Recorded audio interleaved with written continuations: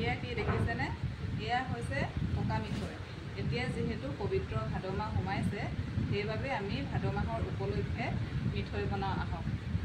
ভাদ মাহত এতিয়া নামঘৰসমূহত মাহ প্ৰসাদ আৰু মিঠৈ গোন্ধৰে আমোলমোলাই থাকে মাত্ৰ 3টা ইনগ্ৰেডিয়েণ্টে মই আজি পকা মিঠৈ বনাবলৈ লৈছোঁ গুড় জালুকৰ গুড়ি আৰু ঘৰৰে চাউলৰ পিঠাগুড়ি গুড়খিনি এনেদৰে ৰুকি লৈ গেছতে বহুৱা পাত্ৰটোতে এনেদৰে গুড়খিনি ঢালি দিম আৰু গলিবলৈ দিম মানে ভালকৈ পগাই ল'ম আৰু গুড়খিনি আৰু এনেদৰে গুড় পগাই হৈ যোৱাৰ পিছত এনেকৈ ডাঠ হৈ আহিছে দেখিছেনে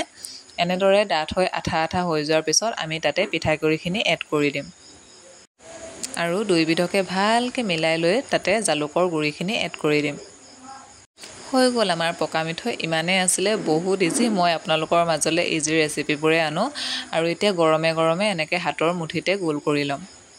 একচুৱেলি কি হয় গম পায়নে ঘৰতে যিমান আমি মাহ প্ৰসাদ তিয়ালেও সেই নামঘৰৰ সোৱাদৰ সমান হ'ব নোৱাৰে হ'লেও মই ঘৰতে পকা মিঠৈখিনি ট্ৰাই কৰি চাইছোঁ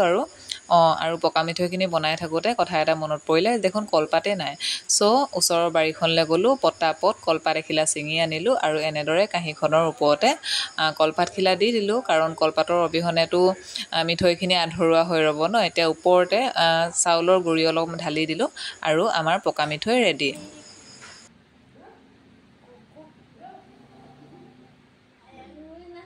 জালুকৰ ফ্লেভাৰটো যে বহুত ভাল লাগিছে আপোনালোকেও ট্ৰাই কৰি চাব দেই